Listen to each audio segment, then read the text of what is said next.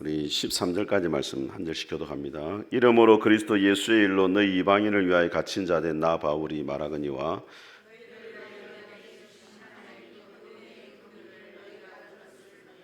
곧 계시로 내게 비밀을 알게 하신 것은 내가 먼저 간단히 기록함과 같으니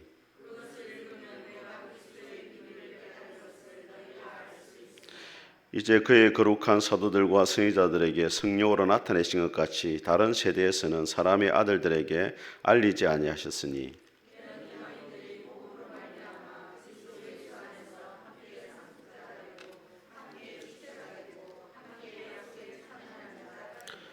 이 복음을 위하여 그의 능력이 역사하는 대로 내게 주신 하나님의 은혜의 선물을 따라 내가 일꾼이 되었노라.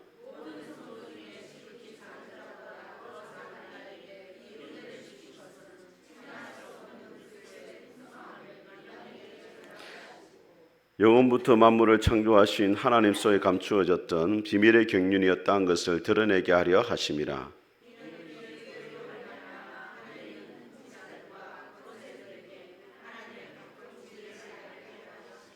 곧 영원부터 우리 주 그리스도 예수 안에서 예정하신 뜻대로 하신 것이라.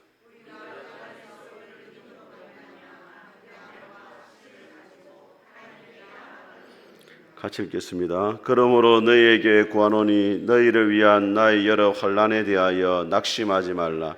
이는 너희의 영광이니라. 아멘. 우리 앞뒤좌우 인사하시겠습니다. 잘 오셨습니다. 은혜 받으시기 바랍니다.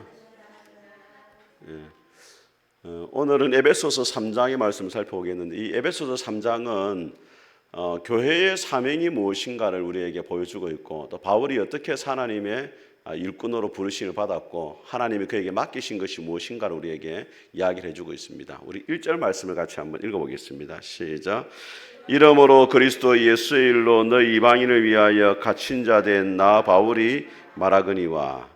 자, 여기 보면은 바울이 감옥에 갇힌 이유를 두 가지로 이야기합니다. 첫째는 뭐라고 이야기하냐면 예수의 일로 갇혔다. 원문에 보면은 예수의 제수가 되어졌다 이렇게 이야기를 해요. 그 당시에 죄를 지은 사람은 다 로마 황제의 제수였습니다. 그런데 바울은 로마 황제의 제수가 아니라 나는 예수님의 제수다 그렇게 이야기해요. 바울이 감옥에 갇힌 것은 자기가 죄를 지었기 때문에 그렇게 가는 것이 아니라는 거예요. 겉으로 보기에는 죄를 지은 것처럼 보이지만 실제로는 그렇지 않다는 겁니다. 저기 전에 목사님들하고 이야기를 하는데 어느 목사님이 그렇게 말하더라고요. 자기 교회에 한 청년이 있는데 서울의 유수한 대학에 들어갔대요. 입버릇처럼 하는 말이 뭐냐면 목사님 나는 꿈이 대통령입니다. 그렇게 이야기하더래요. 그 옆에 있는 목사님이 곧 감옥 가겠네 이러더래요. 대통령들이 죄를 많이 지고 감옥에 가요. 예. 바울이 오늘 감옥에 갇힌 것은 죄를 지었기 때문이 아니고 예수님 때문에 감옥에 갇혔다 이렇게 이야기를 해요. 빌립보서에 보면은 바울이 이렇게 합니다. 내게 사는 것은 그리스도니 죽는 것도 유익함이라. 바울이 살아가는 이유와 목적과 동기는 오직 예수님이었습니다. 우리가 이 땅을 살아가다 보면 예수님 때문에 불이익을 당할 때도 많고 손해를 볼 때도 많고 때로는 마음에 아픔이 있을 때가 있어요. 당신은 왜 그렇게 바보처럼 삽니까? 왜 그렇게 어리석게 살아갑니까? 라고 사람들이 물으면 우리가 뭐라고 이야기해야 되겠어요? 예수님 때문에 내가 이렇게 살고 있습니다. 그렇게 이야기를 할 수 있어야 돼요. 예수님 때문에 때로는 할 말도 못하고 때로는 아픔을 가지고 때로는 불이익을 당하고 세상에 부당한 대우를 받아도 주님 때문에 참는 것은 아름다운 것입니다. 저는 여러분의 그러한 은혜가 있기를 주의 이름으로 축복합니다. 또 하나 바울이 감옥에 갇힌 이유를 뭐라고 말하냐면 이방인 때문에 갇혔다 그렇게 이야기해요. 이방인 때문에 갇혔다는 말은 다르게 말하면 이방인들에게 복음을 전하다가 감옥에 갇혔다 그렇게 이야기를 하고 있는 것입니다. 세상 사람들이 볼 때는 바울이 감옥에 갇혔기 때문에 가장 불쌍한 사람입니다. 그런데 바울은 세상의 관점에서 자기를 바라보지 않습니다. 세상에서 볼 때는 가장 불쌍하지만은 세상의 눈으로 바라보는 것이 아니라 복음의 눈으로 볼 때 나는 그렇지 않다는 거예요. 왜 이 말을 지금 하고 있냐면 당시 에베소 사람들 가운데 바울이 감옥에 갇히니까 낙심한 사람도 있었습니다. 아니 바울처럼 열심히 주를 위해 사는 사람이 감옥에 갇히지 말아야 되는 거 아니냐, 감옥에 갇힌다 할지라도 하나님이 구해줘야 되는 거 아니냐, 그렇게 이제 낙심하는 사람이 있었어요. 근데 바울은 그렇지 않다는 것입니다. 우리 성도들은 어떤 마음이냐면 하나님 앞에 모든 일이 잘 되고 형통할 때 하나님 영광을 받으신다, 그런 마음이 있어요. 어떻습니까, 여러분? 그런 마음 있죠? 그런데 꼭 그런 건 아니에요, 여러분. 욥을 한번 생각해 보세요. 욥이 모든 것을 다 잃어버리고 몸조차 병이 들었지만은 입술로 죄를 짓지 아니함으로 하나님이 영광을 받으시는 것을 보게 되어집니다. 그래서 우리가 어느 자리에 있느냐가 잘 중요한 게 아니에요. 요셉도 한번 생각해 보세요. 요셉도 애굽에 노예로 팔려갔잖아요. 또 감옥에 들어가잖아요. 근데 거기서 요셉이 어떻게 살아갑니까? 하나님의 사람으로 정체성 잃어버리지 아니하고 최선을 다해 살아요. 그러니까 하나님이 영광 받으시고 그를 마침내 애굽의 총리로 만드시는 것을 보게 되어집니다. 오늘 바울도 마찬가지입니다. 감옥에 있지만은 하나님을 신뢰했습니다. 하나님 왜 나를 감옥에 버리셨는가? 하나님의 관점에서 한번 생각을 해보는 거예요. 바울이 한 일이 뭡니까? 감옥에서 복음을 전합니다. 시위대에 있는 사람들에게. 또 감옥에서 하나님의 말씀이 되는 성경을 4개나 기록해요. 에베소서, 빌립보서, 골로새서, 빌레몬서. 감옥에 갇혔지 않았다면 기록되지 못할 책인데 감옥에 갇혔기 때문에 4권의 성경이 기록되어진다고. 우리가 하나님 믿는다는 것은 뭐냐면 2가지입니다. 첫째는 뭐냐면 하나님의 말씀을 전적으로 신뢰해야 돼요. 믿습니까, 여러분? 2번째는 하나님이 내게 주신 상황에 대한 신뢰가 있어야 돼요. 하나님이 왜 나를 이 자리에 두셨고 왜 나를 이런 고난 가운데 버려두시느냐, 거기에는 하나님의 이유가 있을 것이라는 하나님을 신뢰하는 게 있어야 돼요. 제가 어제부터 이제 그 웨비나라고 그 줌으로 이제 그 세미나를 하고 있잖아요. 거기 보면 이제 그 하나님의 인도하심에 대해서 이렇게 우리 목사님들하고 이렇게 나눴어요. 목사님들하고. 공부 안 하다 하려니까 너무 피곤하더라고. 책상에 앉아 있는 게 너무 힘들어요. 또 막 이렇게 인도하심을 이야기하는데 어느 목사님 이야기를 들으니까 마음이 아프더라고. 어느 목사님이 목회를 하다 보니까 너무 안 된 거예요. 목회가 안 돼요. 나중에는 목사 가운을 칼로 찢었다더라고. 다시는 나는 목회 안 한다. 그런데 하나님이 또 기적적으로 다른 사역지로 또 인도에 가시더라. 하나님이 우리를 부르실 때는 다 이유가 있거든요. 제가 여러 번 이야기했지만은 이전에 제가 그 교회를 섬길 때 교회가 참 어려움이 많았었는데 그때 막 우리 선배들은 저보고 그랬습니다. 빨리 교회를 옮겨라. 네가 거기 있다가는 거슬려 가지고 앞으로 목회를 못 한다. 근데 저는 어떤 믿음이 있었냐면은 하나님이 나를 이곳에 보내셨다면 그 이유가 있을 거다. 나는 끝까지 여기 남아 있겠다. 그때 주신 말씀이 있습니다. 빌라델비아 교회에 보면은 이런 말씀이 있어요. 열면 닫을 사람이 없고 닫으면 열 사람이 없다. 하나님이 내 목회의 길을 열어주셔야 열리는 거지. 내가 좋은 환경을 찾아간다고 해가지고 목회의 길이 열리는 게 아니다. 하나님이 열어주셔야 된다. 그런 믿음이 있었어요. 그런데 쉽지가 않더라고. 이 견딘다는 것은. 그래서 우리가 하나님의 인도하심을 받고 하나님의 뜻대로 순종하기 위해서는 견디는 게 필요해요. 견디는 게. 조금 더 견디면은 하나님이 한 단계 한 단계 열어가시는 것을 제가 그때 경험했어요. 그때 우리 주한이 엄마가 그 주한이를 임신했을 때입니다. 그래가지고 막 의자에 앉아 있는데 뒤에서 막 깡패하던 사람이 들어와가지고 의자를 밀치는 바람에 배가 찡겨가지고요. 주한이가 찡겨 아이 하는 소리 들리는 것 같더라고요. 그래가지고 얼마나 고통을 겪었는지 고난을 당했는지. 그렇지만은 하나님이 때가 되니까 다 해결해 주시는데 문제는 뭐냐면 그 하나님의 때를 기다리는 게 쉽지가 않다는 거예요. 쉽지가 않아요. 그런데 하나님은 반드시 여러분을 선한 길로 인도하실 줄 믿습니다. 하나님이 주신 상황 속에서 하나님을 신뢰하는 마음들이 여러분에 있기를 주님의 이름으로 축복합니다. 우리 3장 2절 같이 한번 읽어보겠습니다. 시작. 너희를 위하여 내게 주신 하나님의 그 은혜의 경륜을 너희가 들었을 터이라. 자, 여기 보면 경륜이라는 말이 나오는데 헬라어로 보면은 오이코노미아라는 말인데 이것이 하나님에 관해 쓰일 때는 하나님의 구속의 계획과 목적을 이야기합니다. 하나님이 세상을 움직여 가시고 구원하시는 그 계획과 목적을 말하고, 이 경륜이라는 말이 사람에게 쓰이면 뭐냐면 직분을 이야기해요. 사도 바울이 하는 말이 은혜의 경륜을 너희가 들었다, 이 말은 하나님이 바울에게 주신 은혜의 직분에 대해서 너희가 알고 있다, 이 말이거든요. 여러분, 바울이 어떻게 사도가 되었습니까? 여러분, 바울은 사도가 될 수 있는 자격이 하나도 없는 사람이었어요. 원래 어떤 사람이었어요? 디모데전서 1장에 보면은 나는 이전에 비방자요, 박해자요, 폭행자요, 죄인 중에 개수라 이야기해요. 죄인 중에 개수라는 말은 이 세상의 모든 죄인을 일렬로 세우면은 제일 앞에 서는 사람이 죄인 중에 개수예요. 근데 바울이 어떻게 사도가 되었습니까? 바울이 두 가지를 이야기합니다. 첫째는 뭐냐면 내가 사도가 된 것은 주께서 나를 충성되이 여겨주셨기 때문이다. 충성이라는 말이 무슨 말이에요? 믿을 만하다는 거거든요. 바울이 믿을 만한 사람이 아니잖아요. 교회를 핍박했잖아요. 근데 주님이 바울을 어떻게 했다고요? 충성되이 믿어주셨다는 거예요. 여러분, 베드로가 어떻게 사도가 되었습니까? 예수님을 몇 번 부인했어요? 3번이나 부인했잖아요. 근데 베드로가 어떻게 사도가 되었습니까? 갈릴리 바닷가에 주님이 찾아오시 묻잖아요. 네가 나를 사랑하느냐? 내가 주님을 사랑하는 주님이 아십니다. 한 번 더 믿어줘요. 그래서 결국에 베드로가 순교자의 길을 가잖아요. 저와 여러분도 마찬가지입니다. 저와 여러분이 하나님 보시기에 충성됩니까? 충성되지 않습니까? 양심이 있으니까 또 그리 말씀 잘하시네요. 우리가 충성되지 못하잖아요. 솔직히 하나님 보시기에 그렇게 믿을 만한 사람들 못 되잖아요. 그런데도 하나님 뭐하고 있습니까? 우리를 믿어주신다니까. 그래서 우리가 이 자리에 있는 줄 믿습니다. 두 번째는 바울이 이렇게 말합니다.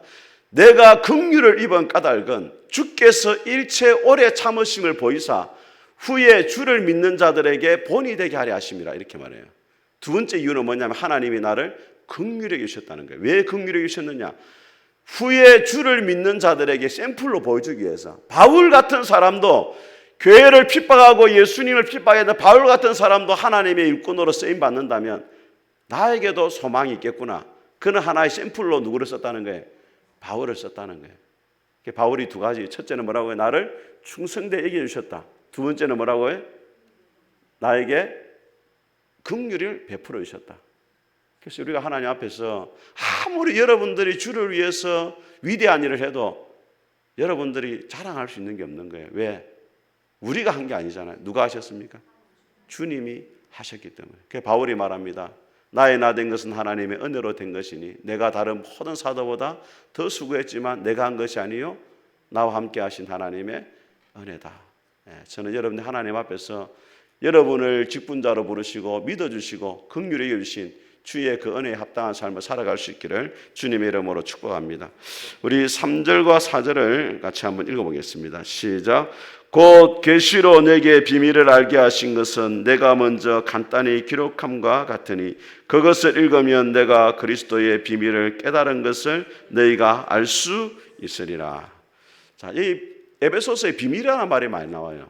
바울이 비밀을 깨달았고 그 비밀을 적었다는 거예요. 비밀이라는 말이 미스테리온인데 우리가 이제 영어로 보면 미스테리라는 말 쓰잖아요. 그 미스테리가 비밀이란 말인데 바울이 비밀을 알았다는 거예요. 그리스도의 비밀. 이 놀라운 것인데 이걸 잘 깨달았다는 거예요. 그 비밀이 뭐냐? 6절을 같이 한번 보겠습니다.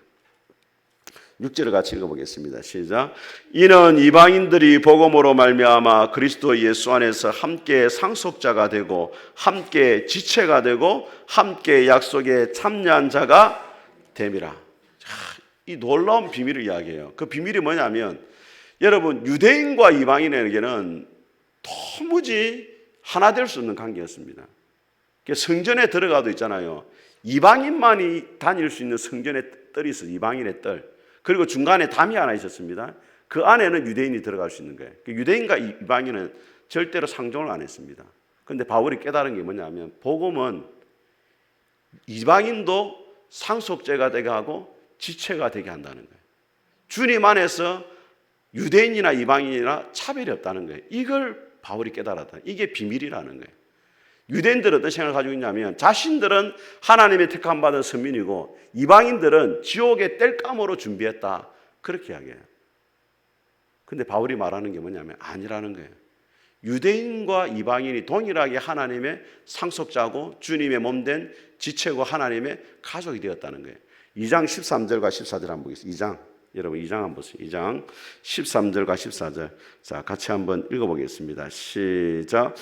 이제는 전에 멀리 있던 너희가 그리스도 예수 안에서 그리스도의 피로 가까워졌느니라.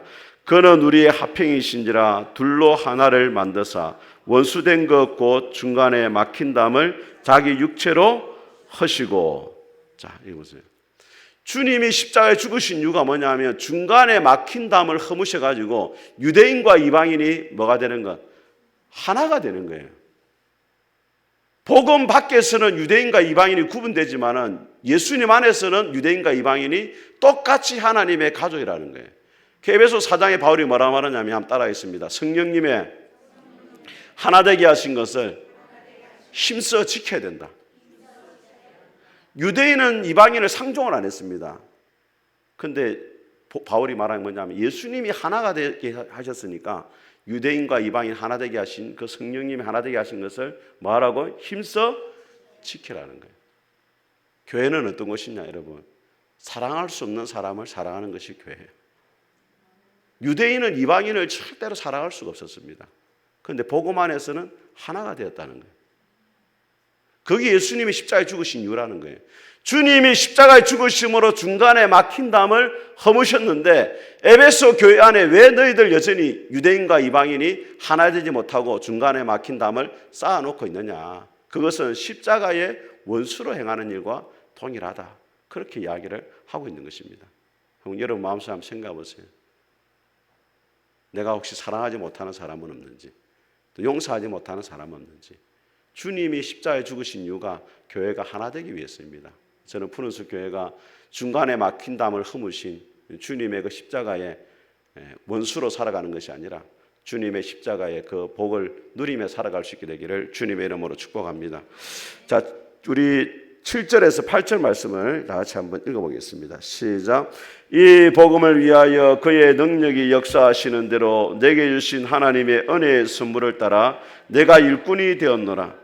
모든 성도 중에 지극히 작은 자보다 더 작은 나에게 이 은혜를 주신 것은 청량할 수 없는 그리스도의 풍성함을 이방인에게 전하게 하시고. 자, 바울에게 또 하나님이 복음을 주시고 은혜를 주신 이유가 뭐냐? 그 은혜를 이방인들에게 말하고 전하라고 줬다는 거예요. 은혜 받은 사람이 누굽니까?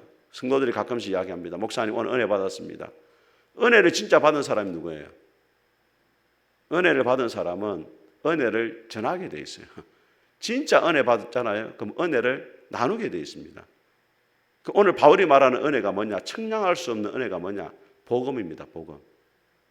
로마서 1장에 보니까 바울이 복음을 두 가지로 이야기해요. 첫째는 뭐냐면 내가 복음을 부끄러워하지 아니하노니 이 복음은 모든 믿는 자에게 구원을 주시는 하나님의 능력이 됨이라. 따라합니다. 복음은 능력이다. 누구든지 예수님을 믿기만 하면 구원을 받게 만드는 능력이 어디에 있다고요? 복음에 있다는 거예요.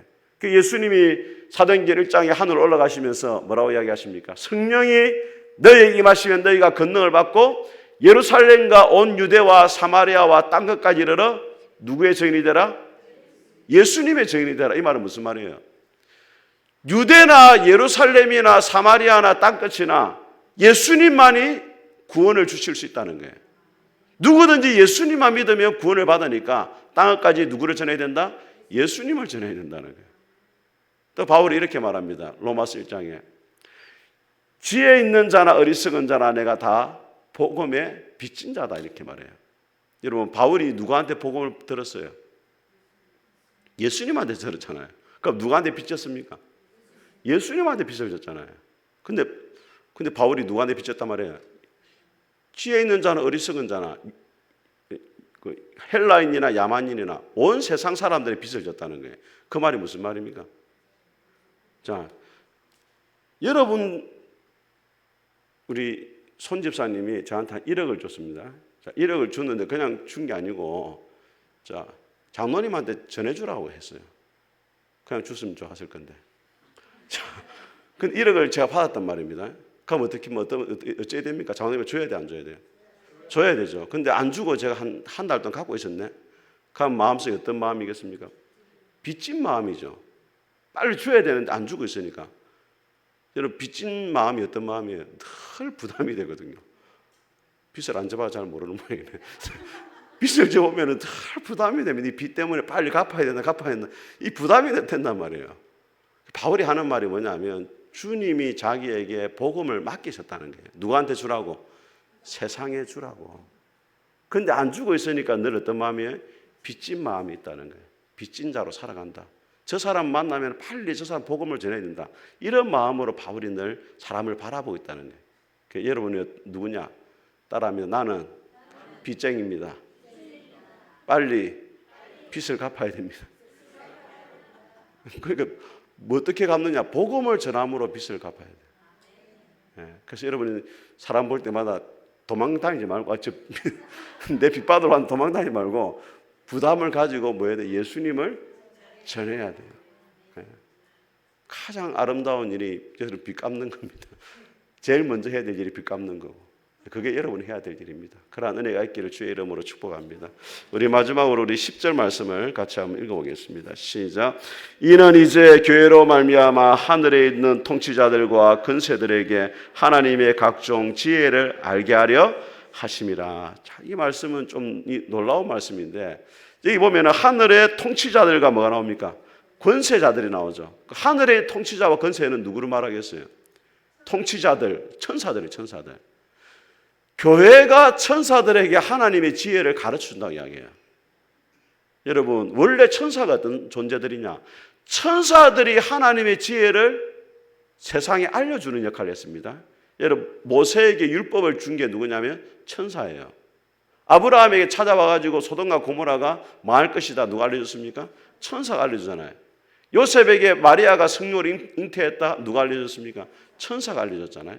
근데 오늘 바울이 뭐라 말하냐면, 이제는 천사들이 교회를 통해 가지고 하나님의 비밀을 알게 될 것이다. 이렇게 얘기해요. 이제 누구를 사용하신다는 거예요? 하나님이 천사 대신 누구를? 교회를 사용하신다는 거예요. 저는 그런 생각을 해봅니다. 여러분, 복음을 전하는데 우리가 전하는 것보다 하나님이 천사를 보내가지고 하면 얼마나 좋겠어요. 그래? 우리 집에 안 믿는 사람은 천사 나타나가지고 내가 하나님 보내서 왔다. 빨리 예수 안 믿으면 네 죽는다. 이러면은 금방 예수 안 믿겠습니까? 그런데 우리가 얼마나 말도 어느라고 배운 것도 별로 부족한 우리한테 예수님이 복음을 전하라 하신 이유가 뭐예요? 하나님도 얼마나 답답하겠습니까? 근데 왜 천사한테 맡기고 우리한테 맡겼어요? 그게 하나님 앞에서 우리가 복을 받는 거예요. 하나님의 동력자로 우리를 쓰는 겁니다. 여러분하고 같이 일하는 사람, 일 잘하는 사람 쓰고 싶어요? 못하는 사람 쓰고 싶어요? 잘하는 사람 쓰고 싶잖아요. 근데 하나님은 잘하는 천사 놔두고 누구를 썼습니까? 일도 잘 못하고 말도 안 듣는 우리를 들어 쓰신다니까. 왜? 하나님의 동력자로 쓰임받는 기쁨과 영광을 우리가 누리도록 하기 위해서. 여러분, 오병이의 기적을 예수님이 베푸시는데 그냥 베풀 수 있잖아요. 하늘에 만나가 내리도록. 근데 소년의 작은 도시락을 들어 쓰시잖아요. 그 주님의 일에 동참하는 기쁨을 주시는 거예요. 우리가 해야 될 일이 뭐냐? 하나님의 입이 돼가지고 이제 복음을 전해야 돼요. 교회는 뭐냐? 다른 교회는 하나님의 입이다. 교회가 침묵하면은 세상은 복음을 듣지 못합니다. 교회가 침묵하면은 세상은 하나님의 말씀을 들을 수 없어요. 이 세상에서 하나님의 말씀과 뜻과 복음을 들을 수 있는 유일한 곳이 어디냐면 교회입니다. 그래서 교회가 영광스러운 거예요. 다르게 말하면 저와 여러분이 하나님 앞에 그렇게 존귀한 존재란 말이에요. 우리가 아니면은 복음을 들을 수가 없습니다. 저는 우리 푸른숲교회 성도들이 하나님 앞에서 하나님이 우리를 복음의 전달자로 부르셨다는 그 영광스러운 그 직분과 또 존귀함을 가지고 살아갈 수 있기를 주님의 이름으로 축복합니다. 우리 같이 한번 찬송하겠습니다. 240장 우리 찬송하겠습니다.